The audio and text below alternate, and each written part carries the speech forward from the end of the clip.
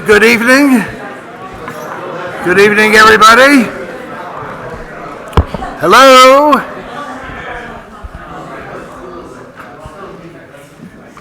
It is absolutely fantastic to see such a great turnout. I think we have a very interesting agenda tonight, so on we go. I'm going to begin with a confession. A year ago, I voted against air conditioning in this hall. I was wrong. I also want to introduce Richard Tutwiler, the new director of the library, who's here with us this evening. Welcome, Richard. And with that, we'll move on to our agenda. The first item is Shelby Blunt, request for a waiver of interest charged on late property tax payment. Shelby. So this is for my son. Is that on? I have no idea. Green light. Green light? No. Press the button. Green light. There you go. Shelby, because we're recording this, will you introduce yourself? I'm Shelby Blunt. I'm David Aizner's mother. David's supposed to be here. I heard from him this morning. He's stuck in New York. So I think, I've taken some notes. I think I can tell you what's going on. He is requesting a waiver of, I think, about $600 on late payment of his taxes. And just so, I'll walk you through what's going on. I see you're very busy tonight. He got his tax bill for third and fourth quarter. He sat down and paid both tax bills. One was a little early, one was 3 months early. The check's cleared, everything's fine, he knows he's all set. Then he receives the next bill from the town, and there was a reflection of a $600 late penalty fee. So he called the bank and started a fraud investigation, and yes, there was fraud. And we have pictures of the checks. I know you've seen pictures of the checks. They were cashed by somebody, says Town of New London on the back, but Will never got them. They would credit him. They credited him and made his next checks good, but they would not cover the penalty. He paid the penalty amount right away because it continues to accrue. He had a lot of correspondence with Kim and a lot of correspondence with Will, and the bottom line was, this is the law, this is the law. Our hands are tied, we feel terrible, but this is what we have to do, we have to charge you late fee. He is suggesting, and I agree with him, that the fee should be waived. The intent of the penalty fee is for people who don't have money behind their checks or don't intend to pay their taxes or are playing some kind of interest game, which he was not doing. He paid his taxes, he paid them early, and neither of those things is true in this case. It's found money to the town, it's nothing that's in the budget. This is, and the Selectmen have the authority to waive this fee. And what I've heard is, we don't want to set a precedent. Two things, he pays all his bills online. And I'm not positive about this fact, but I looked at my tax bill, and there's nothing on the tax bill that says you can pay online. When I was in the office, I picked this up, and this is all about paying online. So, and we're not positive whether the tax bill says you can pay online or not, but I don't think it does, because he pays most of his bills online. So that's a question for you guys, and maybe should be put in the tax bill. But the same exact thing happened to me with the IRS. And I had a late fee because my bank bounced my checks that were good. And I was assigned a person to help me fight the fee. And I have a letter here, it took a year, but I have a letter here, and they credited my amount of late fee, and they also gave me interest, which David is not looking for. But I think that the case is pretty strong that the intent of the late fee is not what was going on here. Thank you, Shelby. Now we're going to ask Will Kidder, who we think of as the town clerk, but he's also the tax collector. So Will you explain from your perspective what's going on, please? Sure. So, and I'm very sorry that this happened. No question about that. It is a bad thing to have happen for sure. It has happened to other people in the past. We have charged them interest. So to me, it's a fairness thing, and we've got to be consistent and that sort of stuff. And as Kim might say later, we don't really know if you can abate interest. You can abate the principal, but we don't know that you can abate interest. And it's, an unfortunate situation. But I think if you say yes to this, it opens the door to a lot of things that would be coming our way, and we would have to give back that interest. To me, we're the one party in all of this that didn't do anything wrong. I don't understand why the bank wouldn't take care of the interest, because that's harm caused to David. So why they wouldn't do that is beyond me. But on our end, it's a very hard thing to say yes to for consistency's sake. And I need to be able to say definitively, yes, this happens, and this is what we do in that situation. And if we start making ifs, ands, or buts, it gets very difficult for me to do my job. Understood. Kim, do you weigh in, please? Yeah, I would agree with Will. I think it's an extremely unfortunate incident here. I think instances of fraud are going to be on the rise, not lower. And I think that I've seen television commercials and many things that you need to check your bank statements, you need to check these things. I think it's going to happen more, and we will be in this position. We will continue to be in this position if the selectmen start a policy of abating interest. I also have heard of many cases, and I think I shared one with David, of a bank, the governor of Rhode Island closed banks, and those people paid their taxes on time to the towns that they were at, and it wasn't any fault of theirs, and interest couldn't be abated there. So I'm not aware of a town, certainly not this town, that has made a waiver or an abatement of interest in this case. Again, I think it is a very difficult position. And we've had citizens who call up and really it's no fault of their own. Either they haven't gotten the tax bill because mail has been stolen. There's lots of things that have happened. So I would agree with Will that it would set a precedent that I wouldn't recommend the board to start. Will, before we comment, could you comment on Shelby's question about what appears on the tax bill? And do I would have to look to be absolutely sure what's on the back of that tax bill, but It just says checks can be made out to the town of New London. okay. But in your office, you have this wonderful flyer. I think I put that up in your office. It says you can pay online. That's online. That's a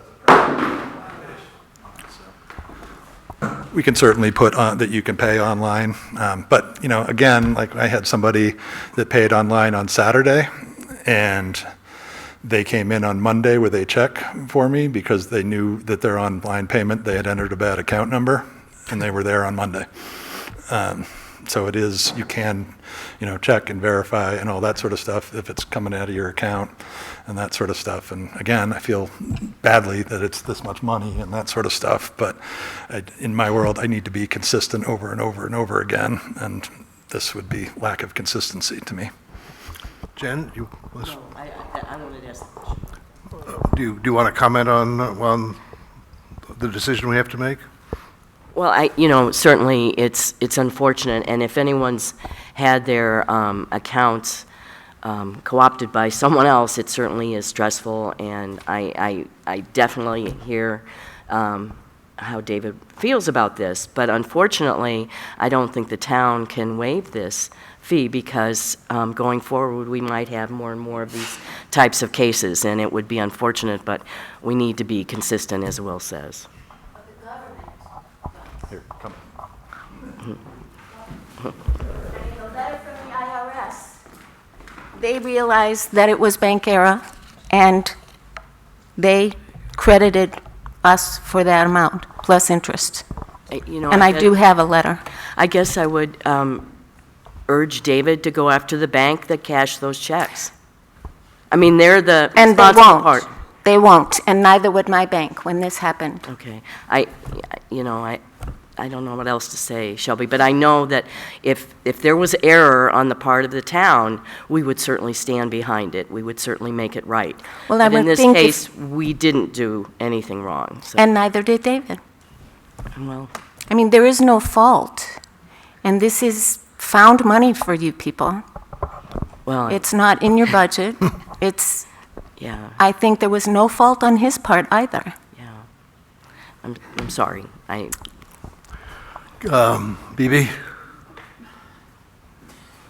I think everything's, speak into your microphone. I think everything's been said already. It's an unfortunate situation, but I've got to support Will where he has to answer to people every day, and he's got to maintain the consistency.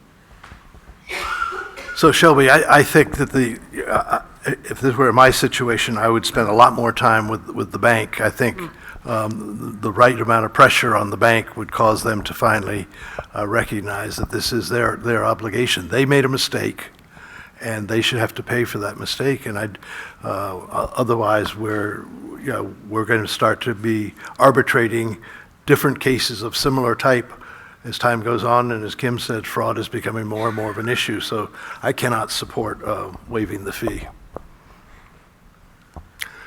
So I think what you're hearing is we could take a formal vote. All those in favor of honoring the request to waive the interest of $600+ on the late property tax? Those opposed? Aye. Yeah. So there you have it. Sorry. Okay. Hopefully things go uphill from there tonight. The next item on the agenda is Andrew Winter, who's the Executive Director of Pine Housing. He's going to update us on what's going on with Log Meadow Commons, in particular some issues with Invest New Hampshire funds, I believe. Great. Thanks very much, Mr. Chairman. Delighted to be here with you this evening. David Crandall is going to distribute a letter to all of you that I'm going to sort of speak from about this issue. But first, let me just kind of give you a brief update. Good news today. For those of you who may have been following along on YouTube or maybe haven't been, we've been over the last few months with the patients of the Crescenti family searching for water. When we learned that we would not be able to hook into the water precinct, we went ahead and got permission from the state, which was a lengthy process, to look at putting a series of private wells in for a private water system for the project, similar to what Continuum's done. Continuum hit water, first two wells. We were fortunate we had the same engineers, same drillers. We were looking for the same karma. We didn't get it right out the door. We drilled a couple of wells, actually 3 wells, without getting much more than 3 or 4 gallons. Monday we got 20, and today we got 100+ gallons, which is awesome. I was fortunate to have with us today some out-of-town guests from a national foundation that has been very supportive of this project. And so they got a chance to see the well drillers pulling their rigs off, knowing that we've got 100 gallons of water, which makes this project now feasible. We do have to do testing. We have to confirm the volume of water, and we'll be doing that in the coming weeks.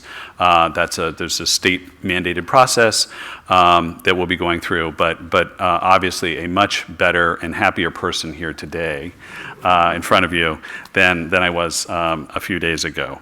Water makes a big difference when you're trying to build some housing. So with that said, we are here today to start the conversation about the $600,000 that Invest New Hampshire has provided to the town through its municipal grant program, which is a state-sponsored program to encourage the production of workforce housing. This grant is for communities that permit workforce housing projects like Long Meadow Commons, and Twin Pines has been asked by New Hampshire Housing, which is our primary funding agency for workforce housing in the state, to investigate the possibility of the town committing all or at least a sizable portion of the funding that the town will receive for the project from Invest New Hampshire. This would reduce the amount of funding that New Hampshire Housing commits to the project on a dollar-for-dollar basis. Right now, we're right up at their limits, and I'll talk a little bit about why. They're looking for us to get their total investment in the project down a little bit, and funding through the Invest New Hampshire funds would reduce what they're putting into the project. Without that, it's possible that they could pull the plug on the project. We don't want to see that happen. A funding commitment from the town would make it much more likely that the project would move forward. Other communities, including Manchester, Newport, Goffstown, Peterborough, have committed some or all of the MGP funds from Invest New Hampshire to projects. Some municipalities put all the money into the projects, some put some in the project and kept some. From our perspective of just this property and the town, putting all the funds in sends a message that the town is fully supportive of the project and understands that doing this in New London, doing this project in New London is expensive, and that the town wants to do what it can to contribute. One of the concerns that we heard from New Hampshire Housing was the cost of the project, which is driven by the four-building design, encouraged by the community to better fit within the town, and this increased costs. A contribution would help address New Hampshire Housing's cost concerns.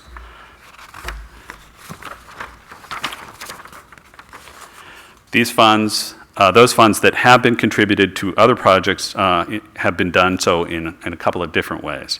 First, they've been granted to the sponsor, in this case Twin Pines, and then loaned into the project by the sponsor. That's similar to how the Community Development Block Grant Program works, if you're familiar with that.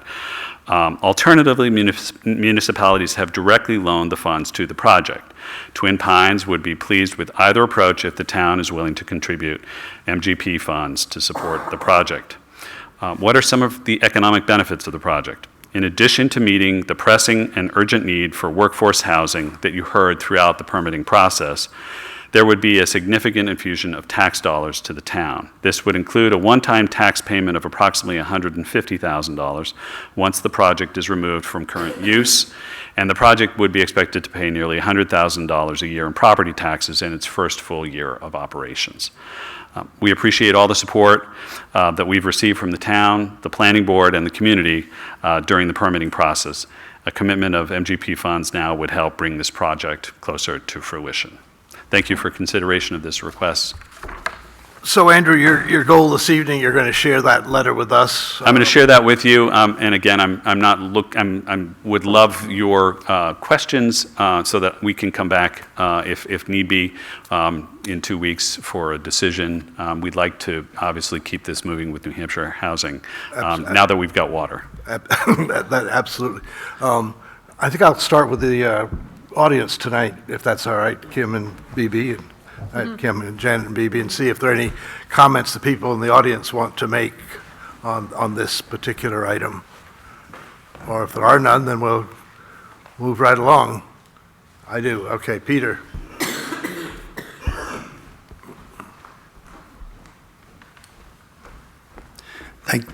Excuse me. Thank you. Peter Nichols. I am on the Housing Commission, but I'm just speaking individually.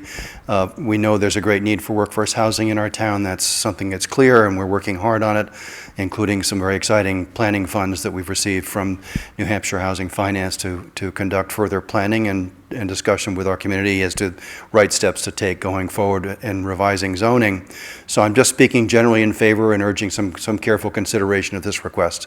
It's housing that we need, and it's a fair request. It should receive fair consideration. Thank you. Thank you, Peter. Anybody else in the audience want to comment on this? Steve.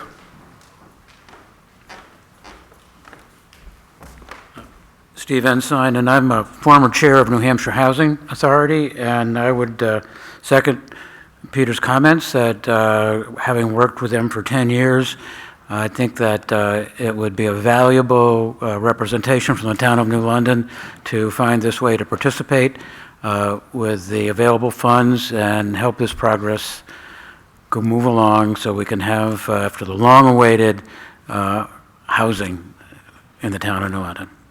Okay, thank you, Steve. Others? Anybody else?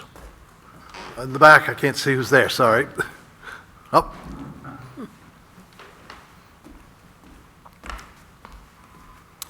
Hello, my name's Ben Wallace. I live down in Elkins, and I want to voice support for this project. As some of you may know, I'm a lifelong conservationist. I work in the conservation sector, and I see a project like this as a form of conservation because we have a dire need for people to have places to live.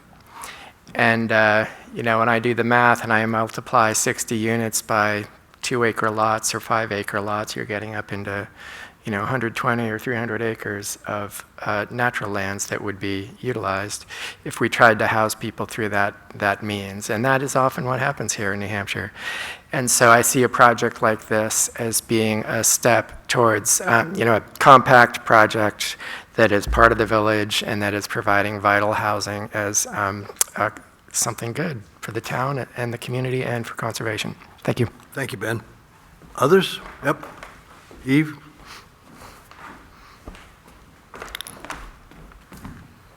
I want to thank everybody, and Bill, yourself, and most importantly, the Crescenti family that is... You need to introduce yourself, though. Oh, I'm Eve Burton, and I live on Main Street. And I've been involved in supporting this project, and obviously, I really support it after 100 gallons per minute of water on the land. But I really wanted to thank today the Crescenti family that has really spent the last 3 years supporting us and helping us to do this, and it will be really a monument to the history of that family in this town.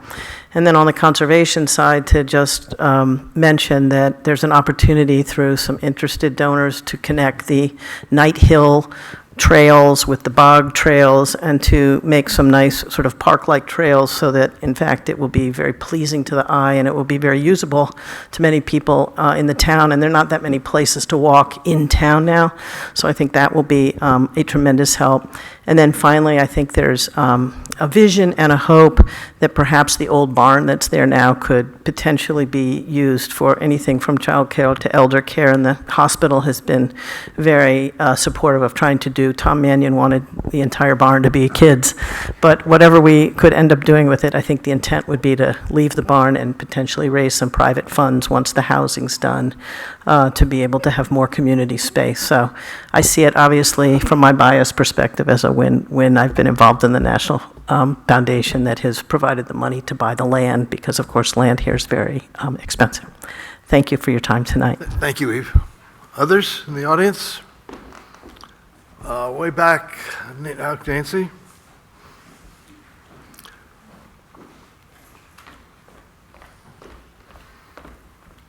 I'm Nancy Marascio, and I represent the State League of Women Voters.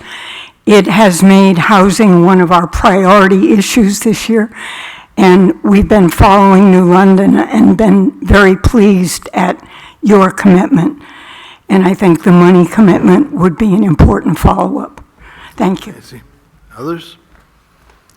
Okay, Bibi, do you have any thoughts? We're going to sort of read the messages and come back next meeting and talk about this, but do you have any initial thoughts? I wanted to just ask Andrew a question on the previous projects that you've done, and I think you answered part of my question when you mentioned 4 or so other towns that have gotten these kinds of grants and then given them to you towards your project. Or to other sponsors. Or to other sponsors. Yeah, I think, in my sort of entry conversation or initial conversation with Kim talking about this, the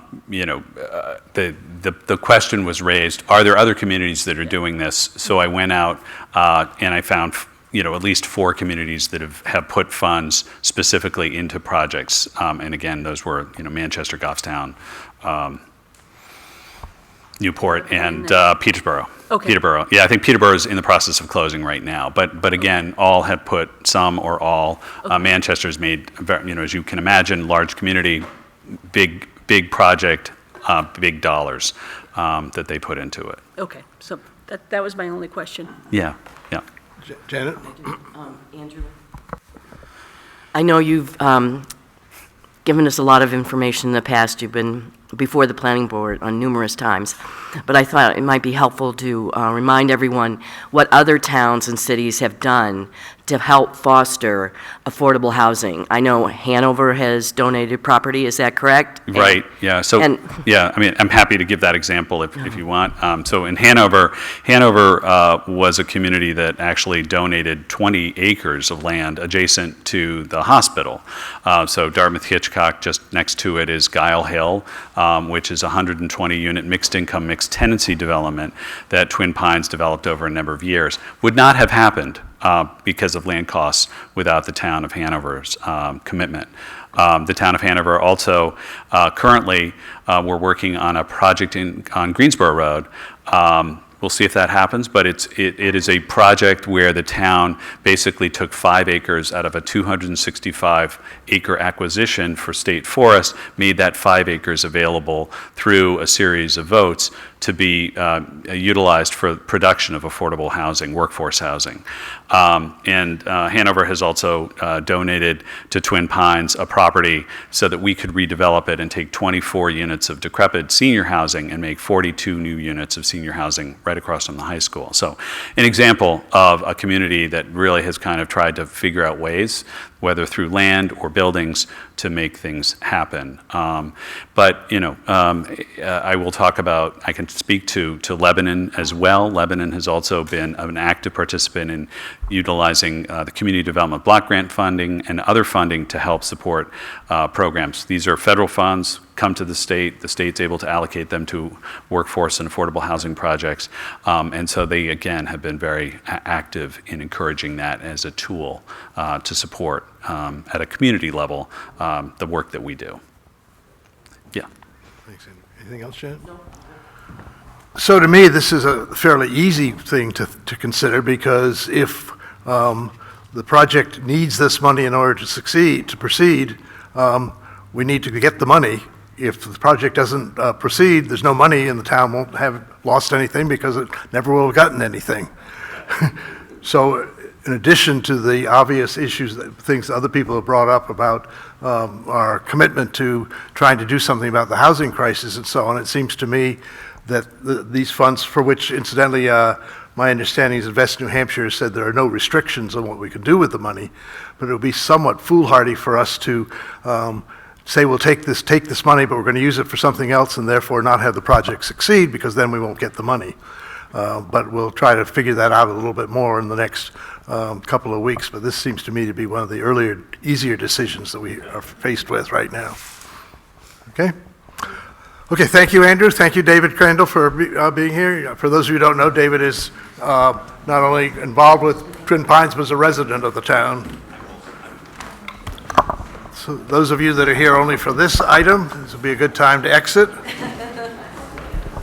Thanks, David.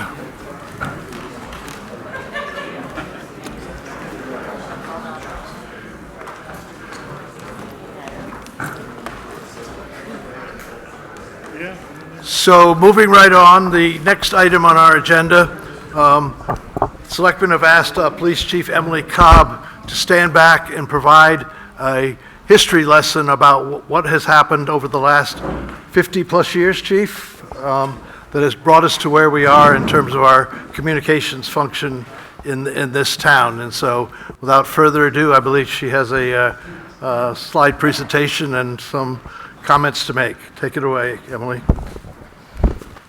I hadn't even started talking yet and half the room left, so hopefully that's not a reflection on my upcoming... They went home for dinner and are going to watch this later. Yeah, yes, my upcoming history lesson. But and is it all right with the board if I sit here so I don't have my back to the audience? Okay. So the board asked me to provide a brief history of time in terms of the dispatch center. So I tried to do that, and I'll hit on some major points here, and certainly able to take questions and answer anything that I can. So a brief outline, and this will be available online after it was just finished up earlier this afternoon, so that's why it wasn't available online for folks to look at, but it certainly will be. Oh, it's on now, excuse me, thank you. So there's a few bullet points that we'll go through, and I think I'll just kind of get right into it. So the introduction, the information here was gathered from internal records, institutional knowledge, town reports, Board of Selectmen meeting minutes, and so any omissions or inaccuracies are completely unintentional. If I have a year wrong or a fact inaccurate, I do apologize for that. But I would like to give a really big hearty gratitude to Jim Perkins, the town archivist. I had emailed him and asked him, do you have anything dispatch related? And within, I think, about a day, he had emailed me back with a very, very thorough document of dispatch being mentioned in town reports, Board of Selectmen meeting minutes. He even created a spreadsheet for me outlining some years and some things. So big thank you to Jim, and he's wonderful. So the history of the physical locations of dispatch, it was started in 1975 on March 31st of New London Central Dispatch. And in 87, it moved into the rebuilt center, rebuilt dispatch center in the basement of Whipple Hall, right down below where we are. And I have found some pictures over the years. It's hard not knowing when exactly the pictures were taken, but it is an interesting exercise in history to try to go through those and match it up to the years that everything was done.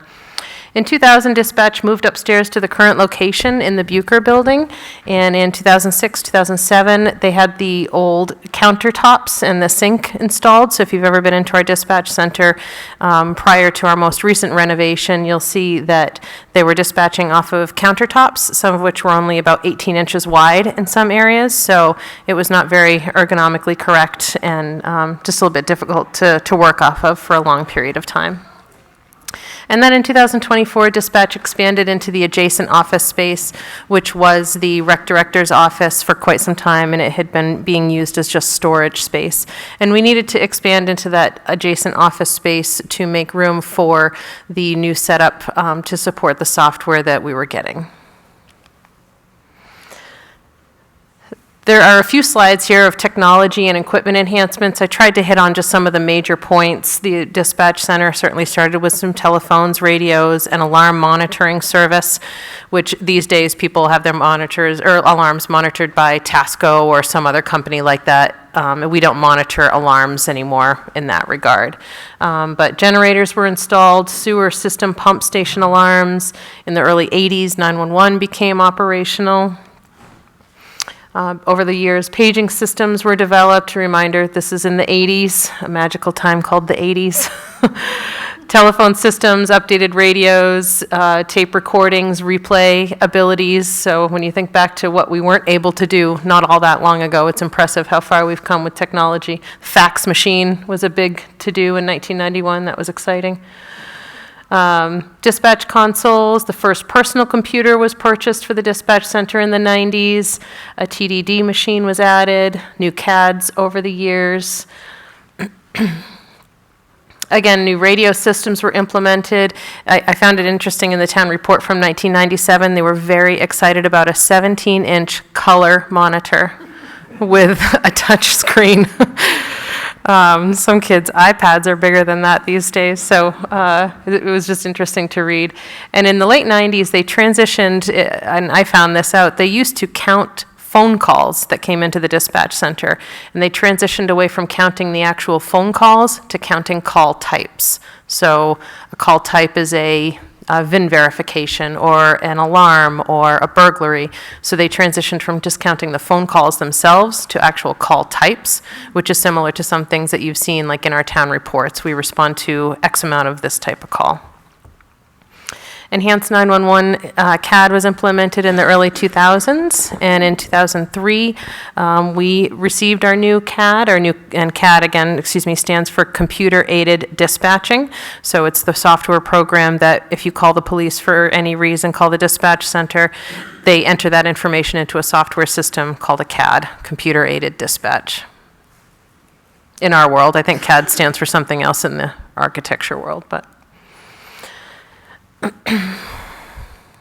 Skip one? No. In the mid-2010s, we started the communications phase projects, installing repeaters on Mount Kearsarge, and one here on the tower at the police department. We started using Active 911. We did get the new consoles, and I'll talk a little bit more about the importance of the 20 teens as we get into some of the prior studies that had been conducted. But that's really when Phase 1 and Phase 2 kicked off. In 2014, 2015-ish. In 2016, we upgraded some more equipment. And so I think you may have heard us talk about Phase 1, 2, and 3. We're in Phase 3 right now. Phase 3 was supposed to start in 2019, and then COVID broke wide open, so that put a stopper in that for a while. But we have the equipment, or rather, we have the grant money for Phase 3 approved, and that'll be heading our way this year. In 2022, we went from our old analog phones to a voice-over IP system, which was helpful because some of the phone parts, when they would break, we would have to get them online, sometimes eBay, sometimes other places. So that was an important transition for us to make. And in 2024, about 20 years plus after we had updated our CAD, most recently, we got a new CAD as well, which you may remember I applied for a grant for and we received, so that is in play and we are using it today. We had some used dispatch desks that we got from another dispatching center installed, which are helpful because it allows the dispatcher to have the whole setup right in front of them with all of their computers, and they can raise and lower so that dispatchers aren't on countertops anymore, and they just have a little bit more freedom of movement. And then in, again, 2024, we expect the installation scheduled of the repeater for Mount Sunapee. So that's a brief snapshot of the technology and equipment enhancements that have happened over the past 50 plus years, or about 50 years. Some of the towns and entities that New London Dispatch has served over the years, and again, these include police, fire, EMS, highway, and water and sewer.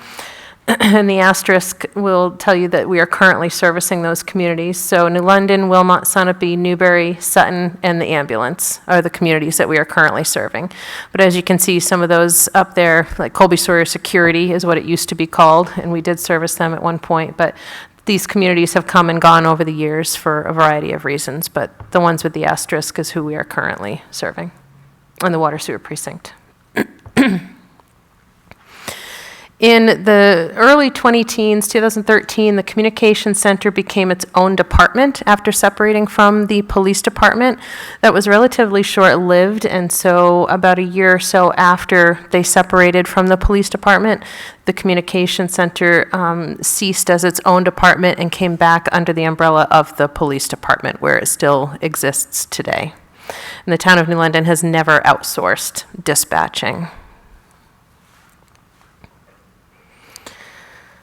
So some of the formal studies, formal and informal, that have been conducted over the years, and as this is online now, I believe those are hyperlinked, so that would bring you right to those studies if you wish to read them. And they are interesting if the topic of dispatching is of any interest to you. But there have been, from what I can tell, essentially 3 studies. 2 of them were formal, and one of which was a little bit less formal. But the first one was in January of 2014. It's the Dispatch Assessment Summary, and it was written by Police Chief Anderson, Chief Lyon, and Heather Wood, who was the Communications Administrator or Supervisor at the time when the Communications Center was its own department. The purpose of that study was to assess the viability of maintaining the current regional dispatch center or disbanding the center and outsourcing dispatching for emergency services in New London. And it discussed the current operations, immediate and future needs of both the infrastructure and personnel, the services provided by other dispatch centers if the town were to have gone that way, cost savings, and the service to the community and safety of the local first responders that a local dispatch center provides. The report by those 3 individuals was an attempt to answer the questions as to whether to outsource dispatching services to another dispatch center or preserve and support the communications center that had already been in New London for several decades. Because I think the dispatch center was kind of at a tipping point there that they needed to either make that decision to outsource or to invest some significant funds to make it better and to enhance it. And it was the opinion of those 3 compiling that research research and writing that report that continuing to fund the communication center was an extremely important part of the town's emergency services. They wrote to have dedicated, knowledgeable personnel directly in town provides an added measure of security for citizens and the town's public safety personnel. The next study that was done a few months later was conducted by Primex at the request of the town, and that study was really built upon that first study from January of that year. It also included details of some financial aspects, as well as the dispatch center, and some financial aspects of having a third party provide the dispatch services to the community. It explored the different service levels provided by New London Dispatch, and that what would be provided by a third-party vendor. The report spoke quite a bit about local control being paramount in the area of public safety, being a basic governmental service and kind of a core service that the government provides its citizens.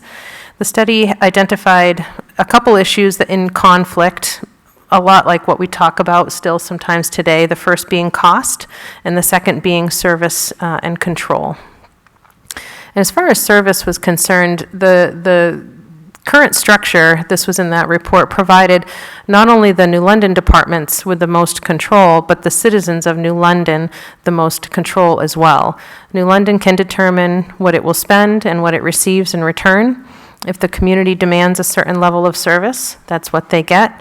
The other providers of dispatching services for this study that Primex had done that they looked at will not be as receptive to the specific demands of the citizens of New London, as those other outside vendors would have to balance the needs of not only New London, but all of the communities that they serve. And so there wasn't an opinion per se given in that Primex study. It was more to just lay it all out on the table for the citizens and the select board at the time to understand what the different options were. And so then the third one was something that was done by Chief Anderson and Dr. John Wilson. And so there is, it reiterated much of what the two prior studies had done, but that hyperlink there will bring you to the meeting minutes of January 2015, and you can read Chief Anderson and Dr. Wilson's pretty lengthy letter to the Selectmen, and there's quite a bit of conversation from those meeting minutes if you wish to see what the back and forth conversation was at the time. But certainly Chief Anderson, his opinion was to keep the dispatching service here in town at the time, and that stands true for my perspective today.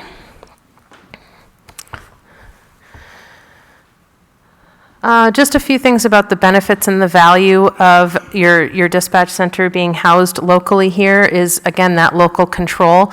I know Chief Lyon has talked a little bit about in the past the way that he structures his firefighters and who's on call and when they put people on call at night or on weekends, and that's a service that we are able to provide with the New London Dispatch Center.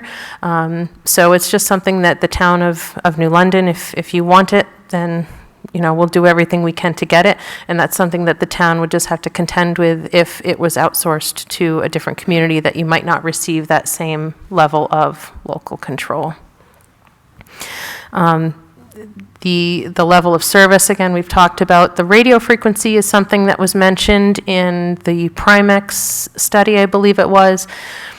To have your own radio frequency is quite an important thing because when they talked to the Merrimack County Sheriff's Office at the time, the idea was if dispatch were to be outsourced to Merrimack County Sheriff, they would want to take our police frequency and use it for theirs.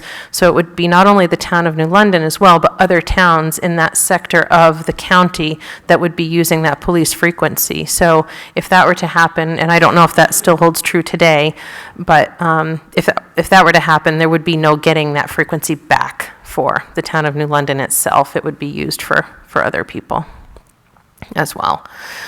And then just the knowledgeable staff, and it seems like such a small bullet point to really kind of pack a punch, so to speak. The knowledge that the local dispatch center has of this area just cannot be understated. I was talking to one of them today, and she said, I know whose dog it is every time it gets lost a couple of times a month. I know that if it's a black and white, whatever it is, that they know who to call.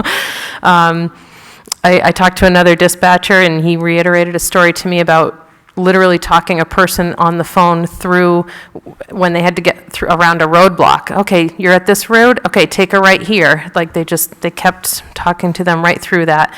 And that's something that I think is of great value to the citizens here in New London.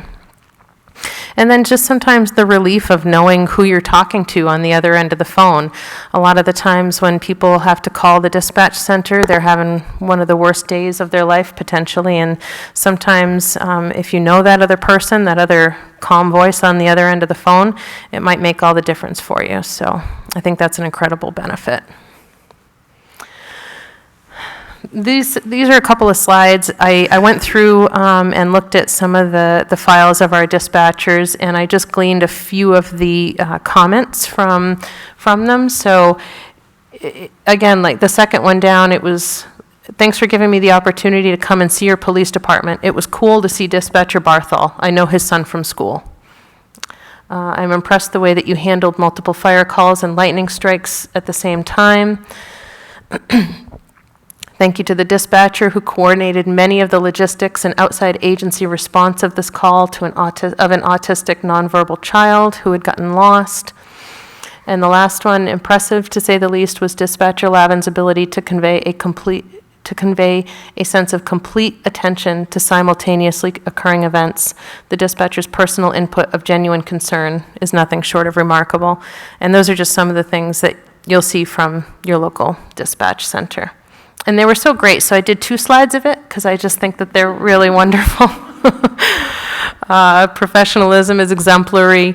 From the call to the dispatcher to the check-in by the officer, the operation was done so efficiently.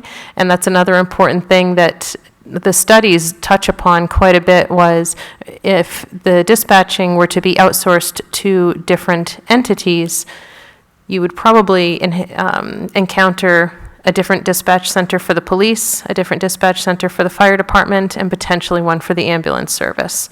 So that's just something that the town would have to understand as a real possibility if dispatch were to be outsourced, as it's mentioned in those reports there. But again, and the last one, we want to thank you for checking and are so grateful for your service to us and the community. So again, the dispatch center is one that is often overlooked, but always in the mix. And it's often the first phone call that is most important in that initial information gathering phase for folks when they call in that the dispatcher gets. Looking ahead to the future, we would be looking to enhance our service even better than it is now by training, education, staying current in our technology and our best practices. And I spoke to our radio vendor today, and we talked about some of the studies and things that had been done in the past. And New London really has done an incredible job of investing into the future of their dispatch center, especially over the past 10 years or so. When, again, I mentioned they were kind of at that tipping point in the dispatch center of needing to make some real good investments, and they've done that. So we've got phase 1, phase 2 complete. We're working on phase 3 now. We have a great new CAD and records management system. So I think it's important for us to try to stay current in that technology. There's always potential for growth or additional customers in our dispatch center as things change, so I wouldn't rule that out in the future. I don't have any plans right now for any additional customers, but I certainly wouldn't rule it out in the future. And then just retaining our quality employees. I've heard it said many times here in town over many different avenues that the most valuable asset the town of New London has are its employees. So that's one of the things that we would be looking to do, is to retain those quality communication specialists that we have. And that's about it.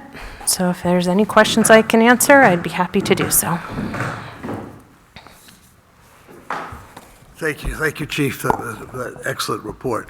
So the Chief has asked if there are any questions. Does anybody in the audience want to ask the Chief any questions? Make any comments? That must have been a... Don't leave that open too long, Bill, if nobody got up by now. Dr. Wilson. Oh, I didn't even see you here, sir. I was mentioning your name and everything. I didn't even see you in the audience. I'm sorry. I'm John Wilson, and I've been involved with the dispatch, and I have sort of an emotional attachment to it. I don't think I've ever dialed 911 in my life. It's always 526-2626, and the treatment you receive is exceptional. I do have a concern, though, that in the past year I saw a lot of police stations in the state go down because of sticker shock. New police stations, that is, and I am concerned that when our police station, whatever we do with it, comes up for a vote, that sticker shock might get in the way. And one thing that is quite expensive here, and people I think should know the numbers, and I'm just going to put out what I know, is that it costs about $695,000 a year to run our dispatch, and with the revenue that's brought in by other towns, it's costing us still about $475,000 a year to run it. And then moving forward, we're looking at it probably, in my estimation, 1,000 square feet for a new dispatch facility. And I've estimated that at $1,000 a square foot because of the securities that are required in a dispatch center through the cabling, wiring, and I guess wall construction and things like that. Add to that, depending on where we locate the station, we have to put a tower up, and using some data from Wellesley, Massachusetts, that's about a $200,000 item. And then moving cabling and set up is probably another $200,000. And that always entails unexpected equipment changes and upgrades. And I think depending on, again, where we put the tower, we'll need new repeater and microwave, which would probably run another 100,000. These are my estimates to the best of my ability. I just think that the fact that it's not being considered by the police station, police advisory committee is not right. I think we got to present these numbers to all so that when this thing comes up for the final vote, that we don't lose it because of sticker shock or that we don't understand what the actual price of this all is going to be. I would like to see the resolution of the police station issue in my lifetime. Thank you. John, let me say a couple of things. The purpose of this evening's discussion is not to talk about the budget today or going forward. It's to make sure that everybody understands where we've come from.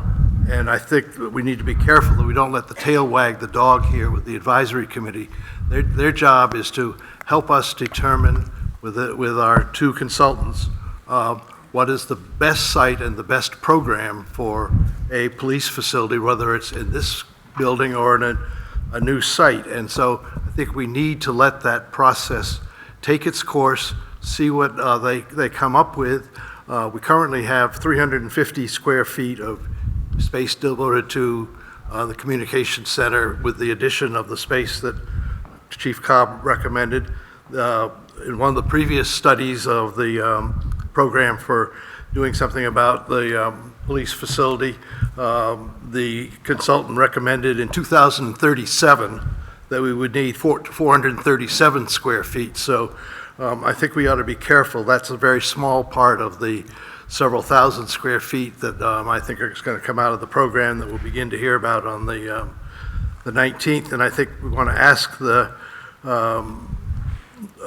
Police Advisory Committee to focus on the issues of program and site and we're going to let the budget process take its course in the fall once again, and if the Selectmen and the Budget Committee feel that for some reason the communication activity for the town has outgrown its our ability to fund it, we'll look at that, but then we will also look at all the other things that could also be talked about. So this is not a budget discussion here in July. This is a discussion about what the appropriate site and program is for the police facility. Everybody's agreed something has to be done.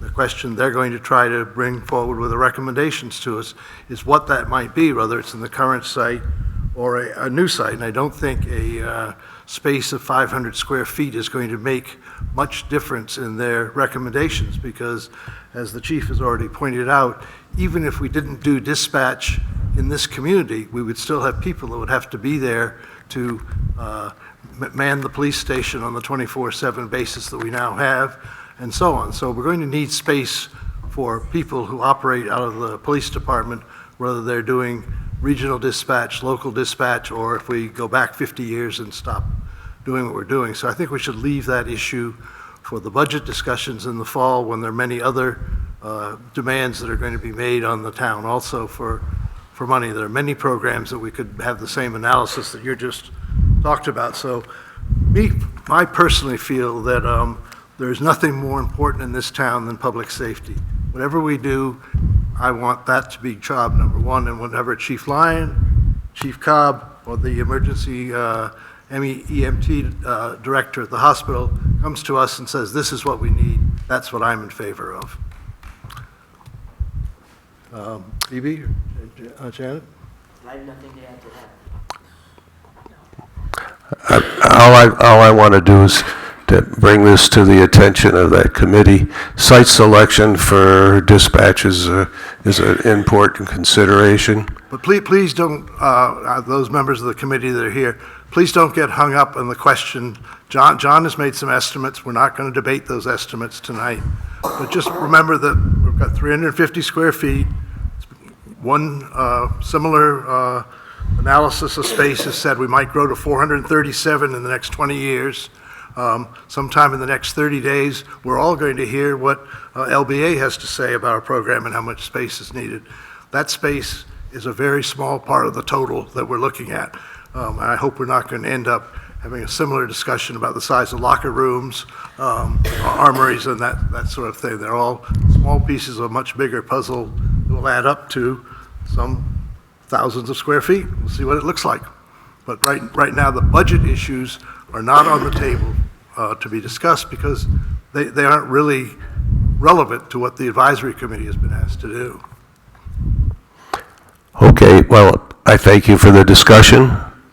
Don't exactly agree, but I hope we are considering dispatch in the overall view of things as we go through this I hope planning. we're considering dispatch and all of the activities that the town carries on that the residents of the town want, and we do that each year in the budget cycle, and I'm sure it's going to be a interesting year to do that. But right now, we need to focus on making sure that we understand what the options are for siting a police station, either in the current location or in a new location.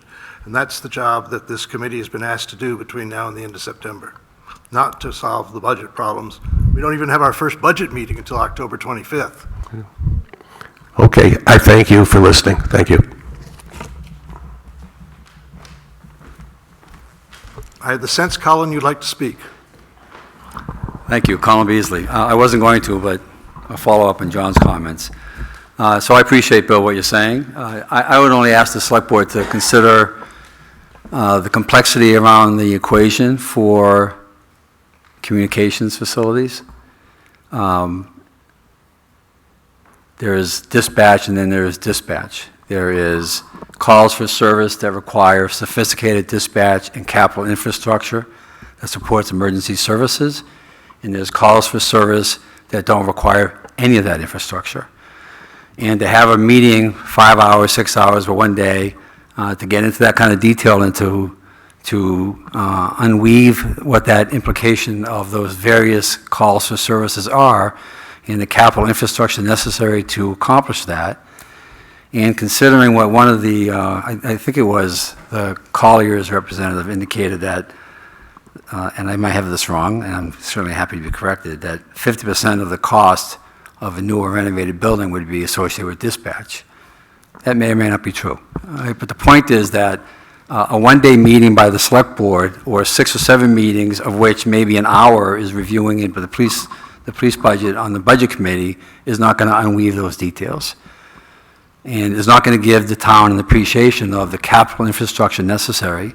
And the town might say that's okay, but it's important that we understand, in my view, for purposes of the discussion, what is associated with emergency services and non-emergency services. And if I make one last comment, and I'll be a little bit bold here, I think conservatively, if you take a look at the calls for service, 60–70% of the calls for service do not require sophisticated dispatch center infrastructure investments. I still think, to your point, that having people there 24/7 is important. I agree with that. The question is, what capital are we wrapping around those folks for what volume of business versus the volume of business that really requires that capital? Thank you, Colin. I hope the budget process goes longer than 6 hours. So we will, starting in October, we'll start right now with the department heads are beginning to prepare their budget requests now. They will go through the administrative process. Selectmen will look at the proposals from the department heads, make our observations on them, and send the budget along to the proposed budget along to the budget committee, which beginning in early November can take as much or as little time as they want. That's an independently elected body, and I hope that they will spend a lot of time on a lot of issues, not just on this one. But the point again is, let's not let the tail wag the dog with the advisory committee.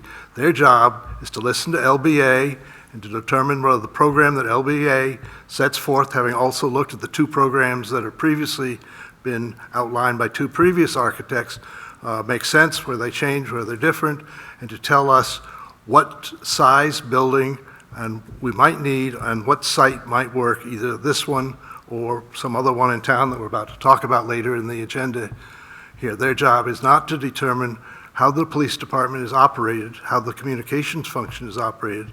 That is a function of the selectmen and the budget committee, who has to go to the town.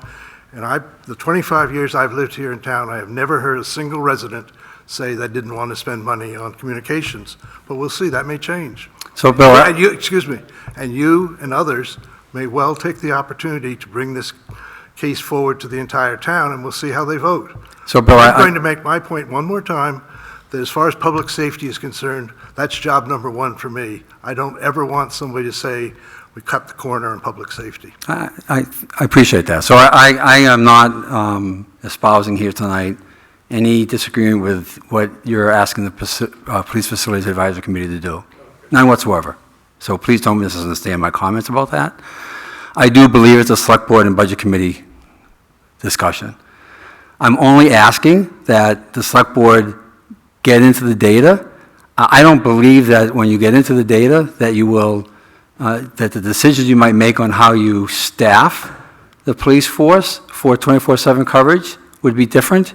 I think that it would call to question, possibly, or at least put some laser focus on the cost structure of dealing with emergency services and what the alternatives of that cost structure is. And you will not do that in an hour.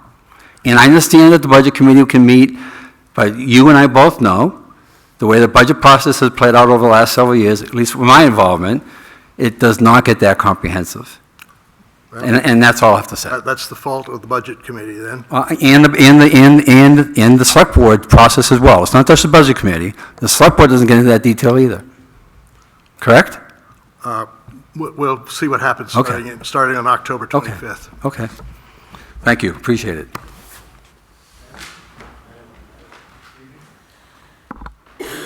I just had a couple of questions for Emily. Oh, go ahead. It's okay. Bill Ross, New London. I'd like to first thank Chief Cobb for a very informative presentation. Having only been in town for 25 years, it was nice to have a little bit further back view. I was impressed with your identifying retention of quality staff as a very high priority. I'd like to, is it okay if I ask a question? Chief, how many of the dispatching staff live here in town, physically live here in town? 2, 3. Thank you. Out of how many? 5 full-timers, but one lives in the next town over, and another one lives a few more towns away, but grew up in this region. And you identified their familiarity with the town as being a very critical piece of their value to the community. And I would agree with that 100%. And I'd like to point out that perhaps a workforce housing project would in fact make it even more possible for those folks to continue to live here in this community. To me, they are exactly the workforce that we're talking about providing housing for. So thank you for that opportunity.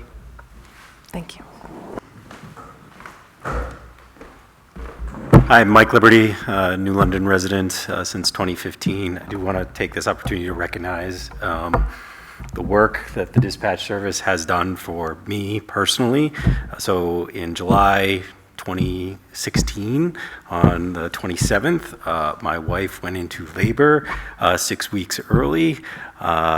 She gave me a call. I was traveling in California at the time, and she said, "I'm going into labor." I said, "Okay, you probably got time to get over to the hospital." 3 minutes later, I saw on our Nest Cam the police pulling in to transport her because our baby had been delivered in the living room. So I really just want, and the dispatcher, I believe at the time, was communicating with my mom about tying off the cord and how she goes about doing that. So I really just want to take the opportunity to acknowledge that great work they've done in the past. So. Thank you, Mike. Anybody else? I'm sorry. You're so quiet to begin with that I jumped over it. Now, baby. Okay. So you said the dispatch center started in 1975. It was just New London at the time, wasn't it? And when did it become it was New regional? London and Wilmot, I believe. Okay.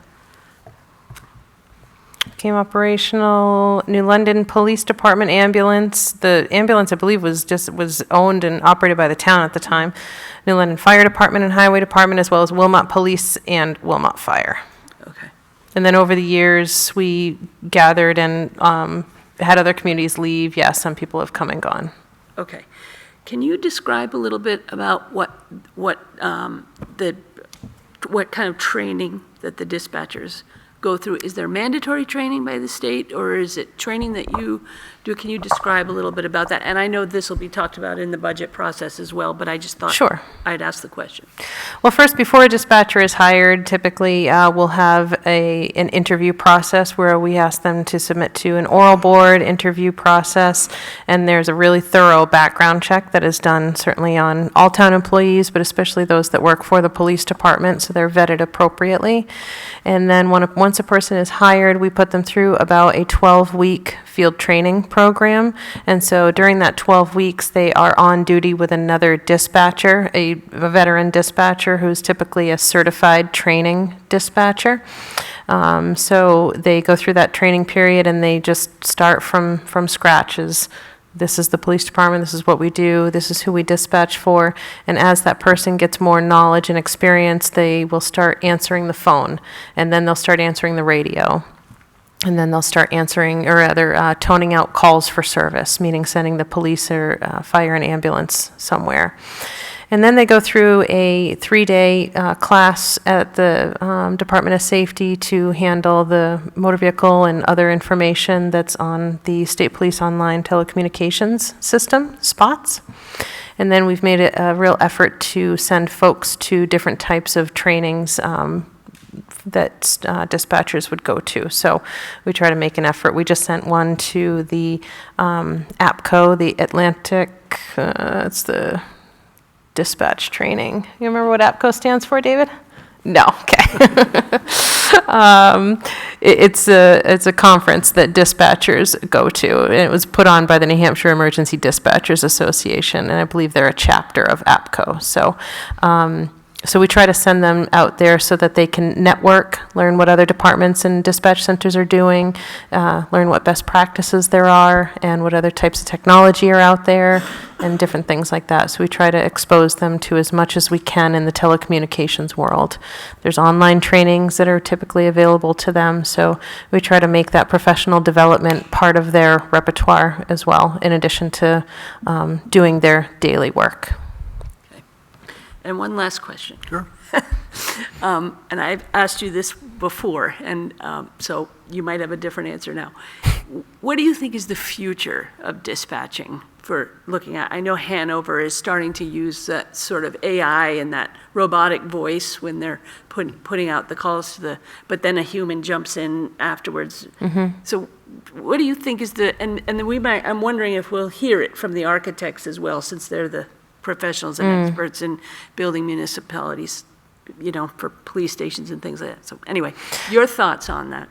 Yeah, and I would even answer that by going back a couple of years ago when we got our new telephone system, our voice over IP system, and there was a decision to be made at the time of if when someone called 526-2626, do they get an automated attendant or do they get the dispatch center? And I made the decision that I don't want our townspeople calling and getting an automated attendant. I want them to answer to a real person to answer the phone. So that's maybe a smaller piece of that technology you're already talking about, but you can't substitute the voice and tenor of an actual person on the other end of the line. So maybe at some point in the future of dispatch, there might be some sort of automated toning of emergency services, but I don't think we'll ever, certainly in the next foreseeable future, get to a point where there isn't a human on the other end of the telephone or the other end of the radio. That's all I've got. Okay, so for those of you that want to continue to be interested in this, on the 19th, Friday the 19th, is the next meeting, I believe, Ashley, of the Police Advisory Committee, and hopefully on that morning, the architects will begin to reveal some of their program ideas and so on, and we'll see where we are coming out in terms of what I call the tail wagging the dog issue, but rather we're talking about a substantial part of their program, or a space that maybe is less than 500 square feet, in which, in response to Colin and John, then is appropriate to talk about what is the cost to do in that space. But it's not a big issue for the advisory committee at this point. Okay, moving on, the next item on our agenda, Bob, unless this is important, I was just cutting it off. We've got a lot more to do tonight. Okay.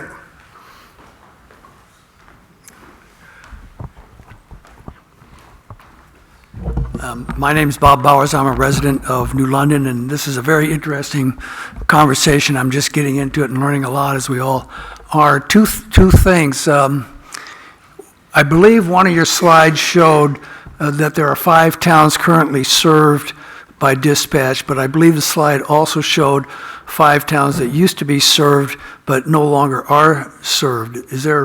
What were the reasons for dropping out?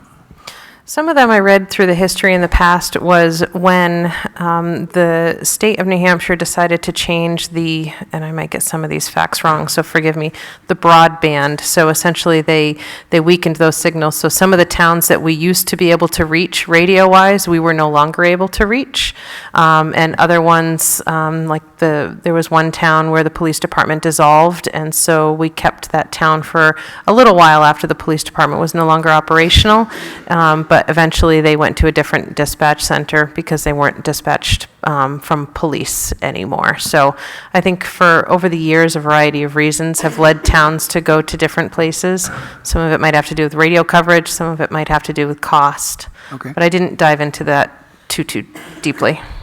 So the towns do have reasons to get out of the system that we have. So, okay. The other question I had is you talked about the dispatchers having common local knowledge, and that 3 of them live in New London, 1 used to live here before. do they have that same knowledge of all the other the 5 towns that we serve, or are we selling short those other towns by not having that available? I think they have just as good a knowledge of those other towns as well, because that's what they deal with all the time. They know those 5 towns that they dispatch for, and so they have a pretty good knowledge of all of those towns. Okay, thank you. Thanks, Bob. Anybody else? Don't want to cut this off. Okay, so the next item on our agenda is public comment for anything that's not on our agenda tonight. Richard.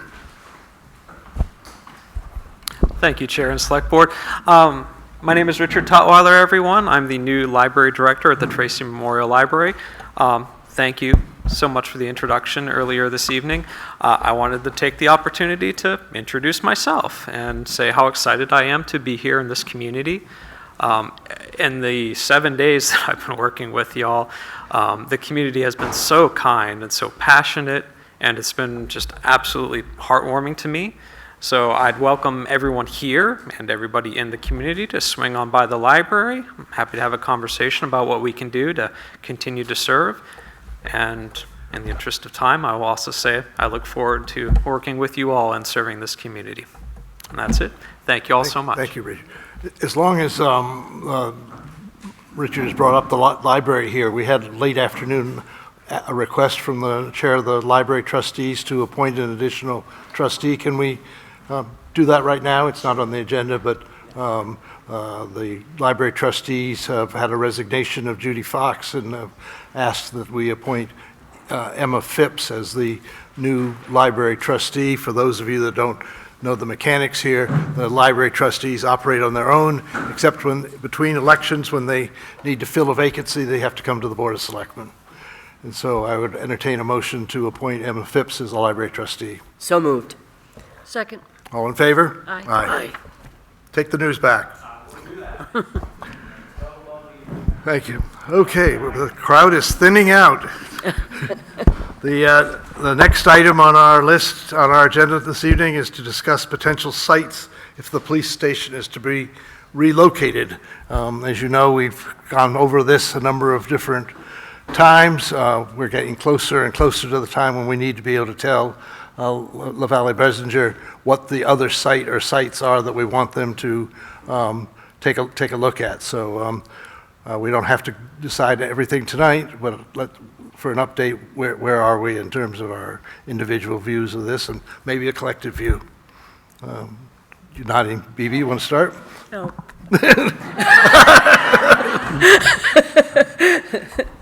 Honestly, what I'm struggling with is how do we get the best bang for our buck by picking just the one site, right? So in the scope of the contract, they say they're going to design a structure that's 1 to 2 stories based on the program that they come up with and test fit it into one site. So will that give us a good idea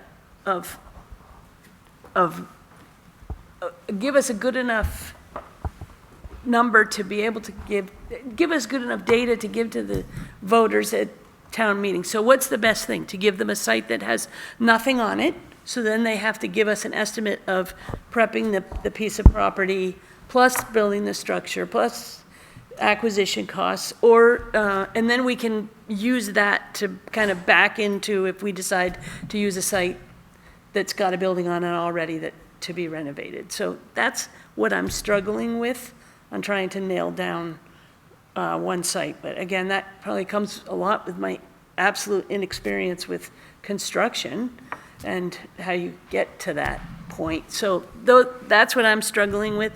The Bonanno property, I think, is a good option. The Broome property, to me, is still a good option that I think about. I know there's concern about the acquisition of that property, but would be, saving money because we don't have to do all of the upfront work on the property itself. So anyway, those are my thoughts. I don't know if there have been any other properties now that have been thrown into the mix after we went through that criteria spreadsheet with Colliers.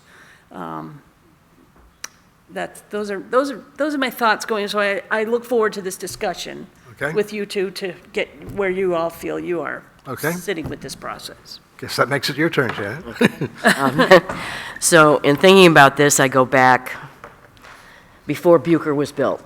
And why was Bucher added on to this building, much to the chagrin of many, many people?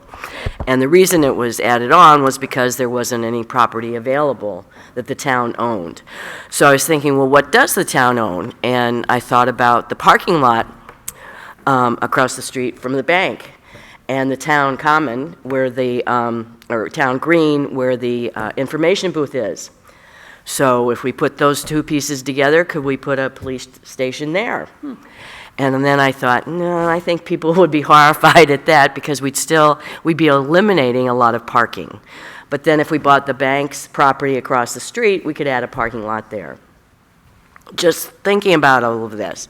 So I don't think that's quite what we should do. And I would love to be able to beautify the Banano property. That's the property across the street from Peter Christian's, where it has the car sinking into the ground. I think it would be really nice if we could clean up that site.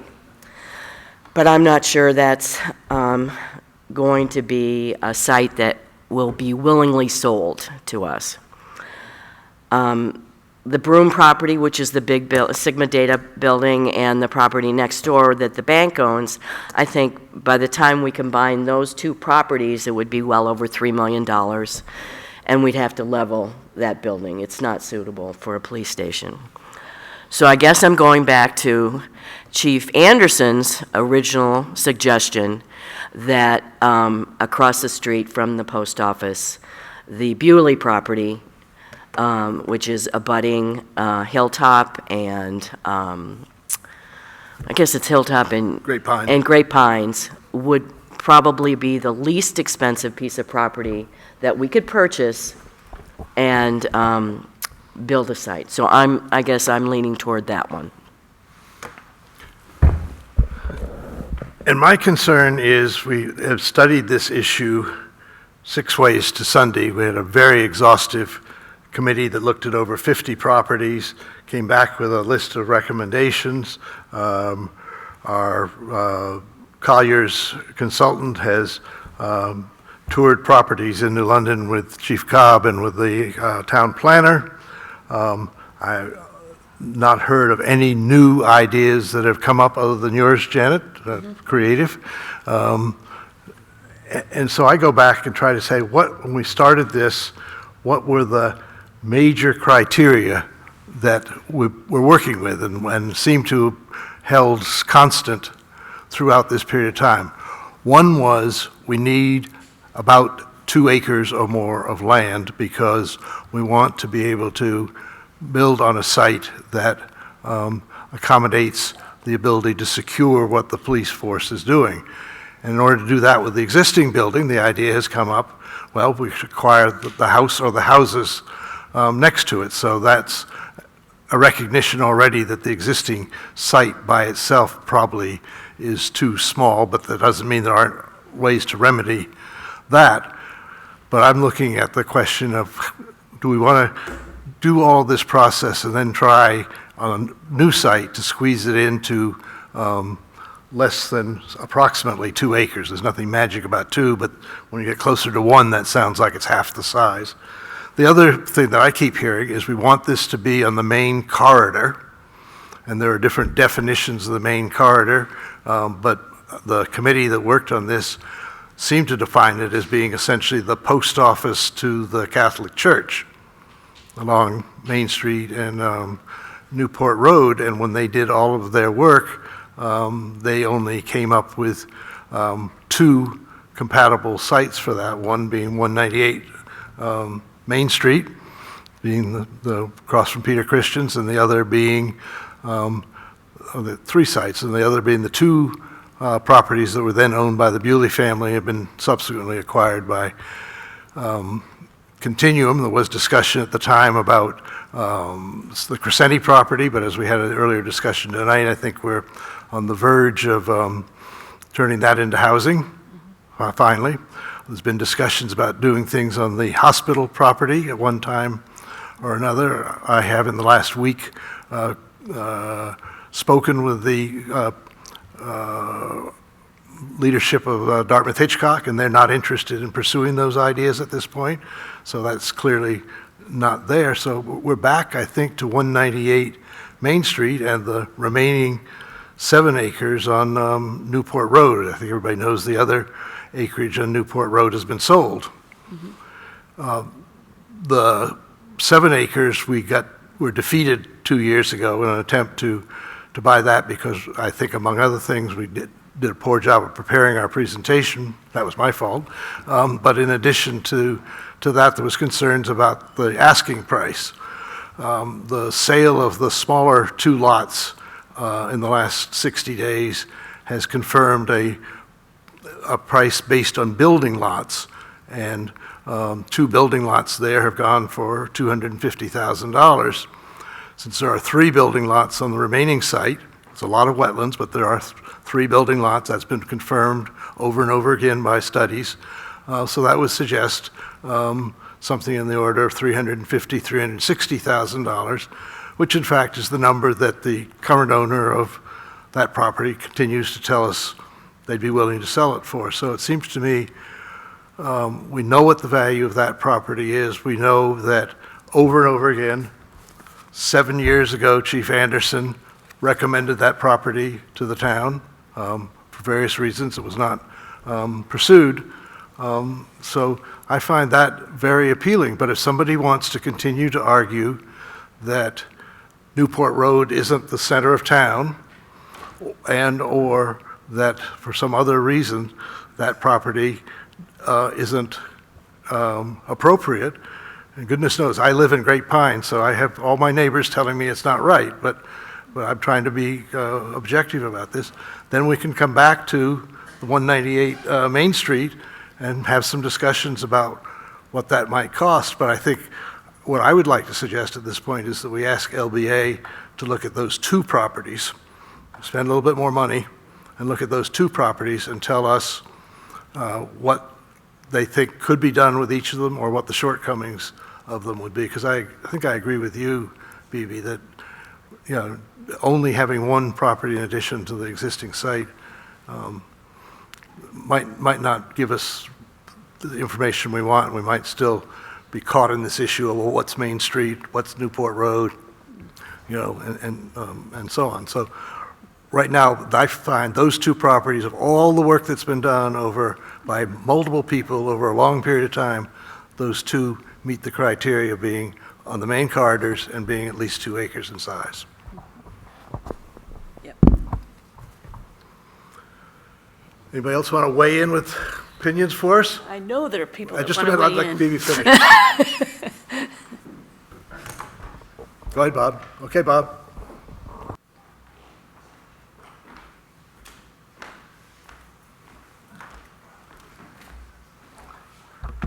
This is basically just a question Janet raised, and I think the selectmen raised before, that the $3 million for the Broom property with the adjacent parcel was too much, and the building would have to be torn down.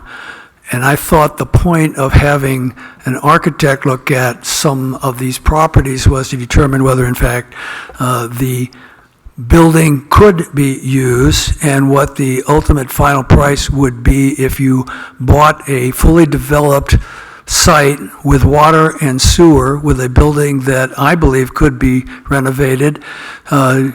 Janet believes it's not, and I think other selectmen have mentioned they don't believe it could be renovated. But have we had LaValle go out and look at it and say it could not be? Because you could renovate that, I believe, add an addition to it, with the additional property have a separate access for the police department. And I think that the decision has to be what's the ultimate final cost of a building with renovation, new, and site development, and not what's the initial first price. So I would ask you to have LaValle take a look at that, or at least get some opinion as to what could be done with that building and what a final price might be before it's rejected. Thank you. Sure. Good. Bob, I think it would be wonderful if that building could be renovated. But I'm worried about the price tag if it can't, and I would hate to move the police to another building that wasn't designed specifically for their needs. And that's one of the reservations I have about that property. Bob, we hear what you're saying, and we clearly will have that conversation with LaValle, but at the end of the day, the discussion we're having here is where do the three of us think we're coming out on this, but that we'll continue to have that discussion. There have been lots of different opinions about that. It's still less than 2 acres even when you add the adjacent property from the bank. So that's where we are. We're not making any decisions tonight. We're trying to get closer to seeing if we have some agreement among ourselves. We're going to continue to have discussions with LaValle. We would be happy to have anybody weigh in who would like to, who has strong, not emotional opinions, but objective opinions about why any of these properties is either right or wrong. But it's pretty soon, in the next 60 days, we're going to have to make a choice, and we're going to have to say to the Police Advisory Committee, this is the site or the sites that we want you and LaValle to look at. Anything else? Chief, do you have anything you want to say tonight? No, thank you. Okay, moving on. Next item on the agenda this evening is a traffic audit of Crockett's Corner and Seamans and Route 11. Kim? I had a resident visit my office recently. I'll just give people a chance to leave.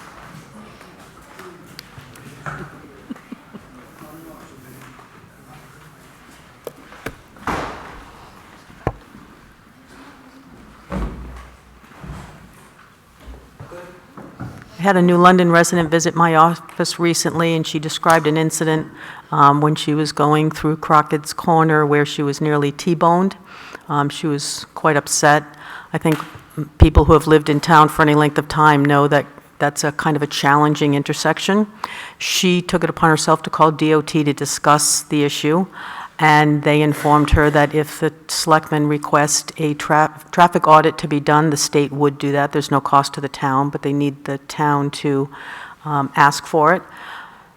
About a week after that, someone came in and talked about the blinking light that was removed from Seamans and Route 11. So I think we could add that in as well, have the state explain a little bit more about that situation and maybe what could be done there while we're doing the same audit. So with your approval, I can contact DOT and ask them to start that. I mean, I want to say back in 2014, the police chief, fire chief, and we did talk to DOT about this, about Crockett's Corner. We gave them accident information, so they've gotten some information about it. So I think, 10 years later, it's probably worth another look to see what can be done. Kim, remind me, why did they take the blinking light? I didn't even realize. Why they did it? There was a reason. Because the state said that they were removing all blinking lights that were in places that were not effective, that they did not believe were needed. Is that the same time they removed the one from Main Street? Yep, because their thought is if they have lights up that are not needed, it diminishes the effectiveness of the ones that are actually needed. I mean, I think with the Seamans Road and Route 11, which I travel all the time, it's not so much people not knowing. Like when you come down Seamans Road, you know that there's an intersection, and the same thing when you're leaving the condominiums. It's that people are using the left-hand lane turns to pass people, so that when other people approach the roadway and get in the roadway, all of a sudden, here's a car that they don't expect. But that's the problem I've seen happen often. There have been accidents both in Seamans and quite a few at Crockett's Corner. I mean, I know people that avoid the area if they can. So I think that I would recommend that you do ask the DOT to do an audit, see what they come up with for both. Yep. Good. We have a motion to ask the DOT to conduct these audits. So moved. All in favor? Aye. Okay, then the next item is sale of town land. You may recall that on the warrant at town meeting, we received permission from the town meeting to sell the landlocked piece of land off of King Hill Road. Kim, you have some additional thoughts on that? Yep, so we have the properties assessed for $6,800. I have spoken with the attorney for the property owners that abut this, who may be interested in purchasing it. I did ask him if they have looked into whether or not, if they purchase this land, if it could be absorbed into their current property. You may remember when the town most recently sold a piece of property, the purchaser was not able to add it to his property because it would have made the title defective. So my understanding on this issue is that the people may purchase the land to create a building lot. They could have 3 building lots if they have this particular piece of property. They are going to check into whether or not they could absorb it into their property, because that's what they'd have to do if it was made a building lot. So what I think, if you're interested in selling it, they have, give them a price that you would sell it for, and you can go back and forth in negotiations and see whether they actually come through and buy it. This property is adjacent to the highway, is that correct? Yes, this is the one on 89. Okay. Janet, do you have an opinion? Well, turn on your mic, please. No, I don't. I wanted to make sure I was talking about the same piece of property. Yeah. I'm not, I think we should sell it, let them. Yeah. So I think what we need to do is have somebody come forward and offer us a price, and then we'll determine at that time what we think it might be worth. I don't think we want to be in the position of saying, here's our number. Right. The attorney thinks that the potential purchasers would pay $5,000 for it. It's assessed for $6,800. Well, that's an interesting place for them to begin. In this market, suggesting a number below assessed value would be unusual. The last time we sold property, the town did sell it for less, but that purchaser had an appraisal that was lower than the assessed value. To be continued, I would say. Yep, so you can think about that. Okay. Anybody want to comment on that? No? Okay. Next item on our agenda is abatement recommendations. I believe these may be the last ones from the assessment. Is that right, Kara? So we have 2 adjustments for door and stots that have been recommended by the appraisers, or the assessors, and 1 denial on Philbin. I think we've all had an opportunity to read the assessors' reasons for each of those. If we have any questions or so on. Okay, I'll entertain a motion to accept the assessor's recommendations on doors, Stutz, and Philburn. So moved. All in favor? Aye. Kim, your turn.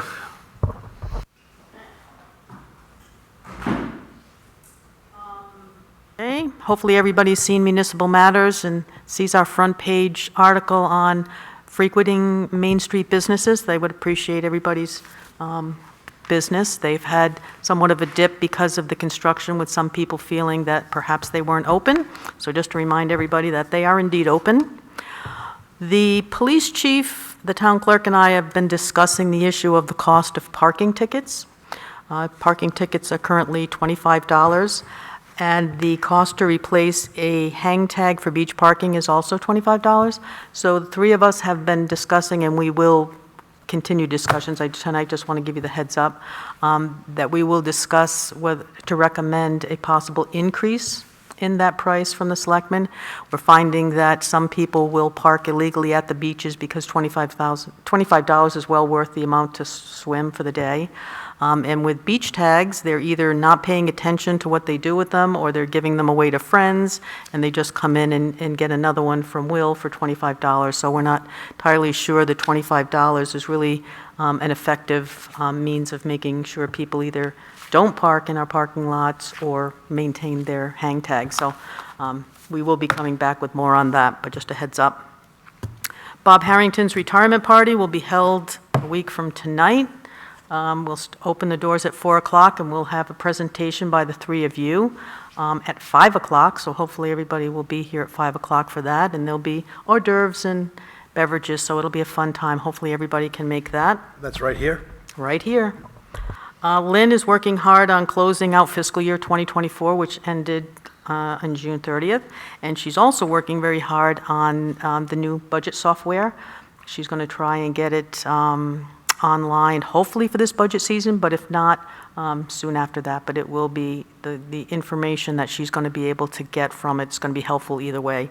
And the department heads will have instruction on it and will help them do their budget. So she's working very hard on that.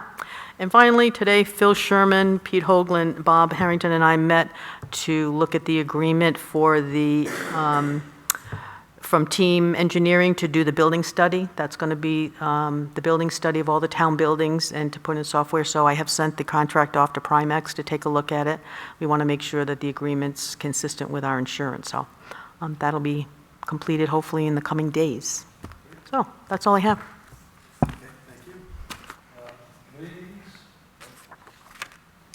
Well, I went to the water precinct meeting last week with Kim, and their first item was the local businesses. A representative from Blue Loon came in to just speak about the effect that this project has been having on the businesses.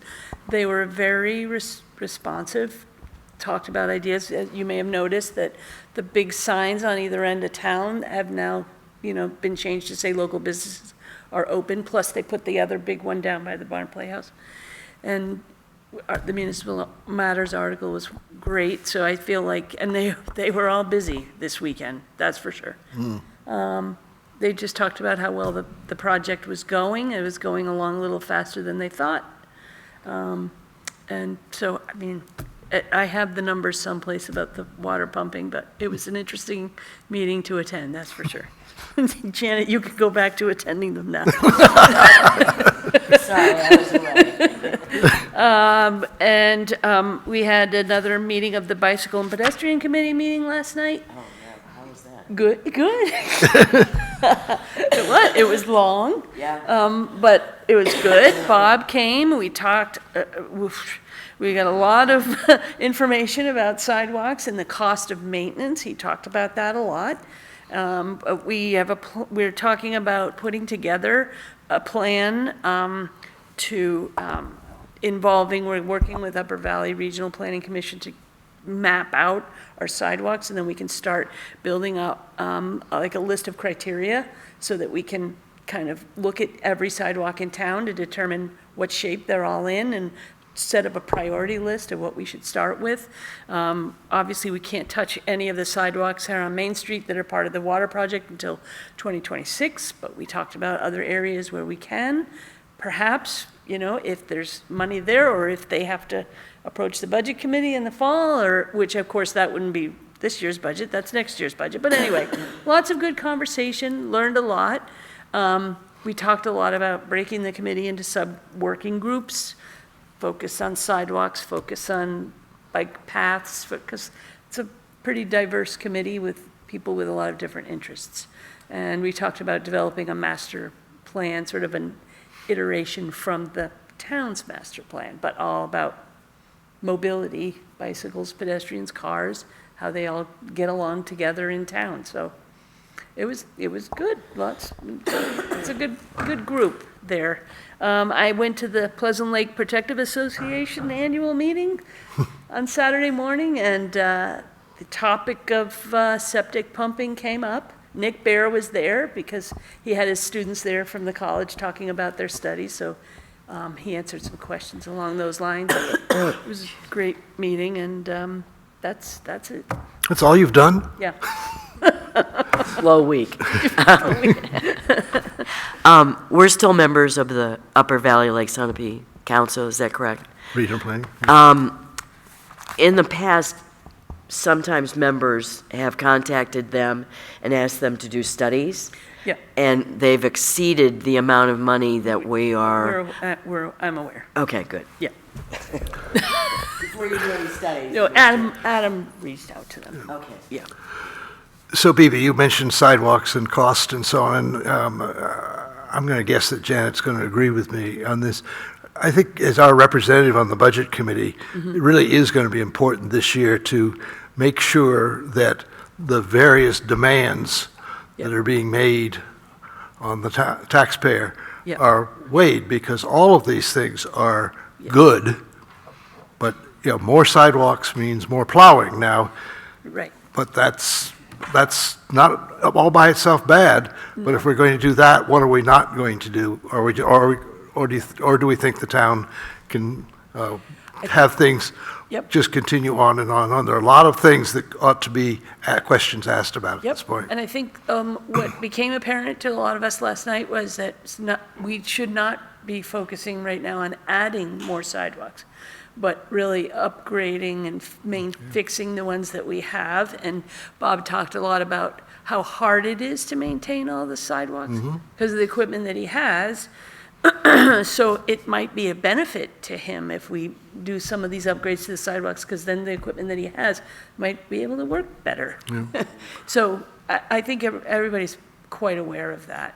I mean, I think you've got a great opportunity this fall. You've got 3 new members of the Budget Committee. There's waves in the water wanting to look at some of these issues, so Yeah. I hope you'll take the lead in that. We'll see. On your free evenings. Did you hear that, Jim?